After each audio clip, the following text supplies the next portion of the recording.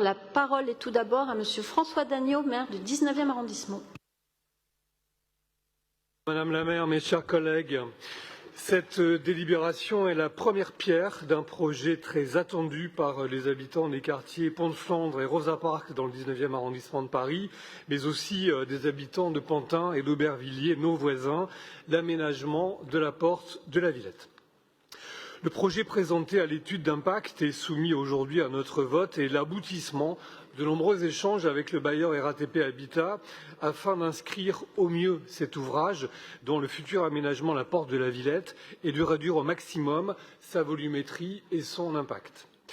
Ces discussions ont notamment permis de réduire la surface de plancher de plus de 10%. Elles ont également permis, en modifiant l'accès aux 2 niveaux de sous-sol, d'éviter tout abattage d'arbres d'alignement. Enfin, elles ont permis d'augmenter les surfaces d'espaces verts de 30% et d'ouvrir ainsi les perspectives urbaines en prévision du futur aménagement de la porte de la Villette. Ce sont ainsi au total 2000 mètres carrés de nouveaux espaces verts paysagers, dont 700 mètres carrés de pleine terre qui verront le jour. L'étude d'impact réalisée a souligné la nécessité d'un effort conséquent sur l'isolation acoustique et d'une vigilance qualitative sur la qualité de l'air. Le projet s'inscrit dans une démarche bas carbone et vise l'exigeante certification NF Habitat HQE.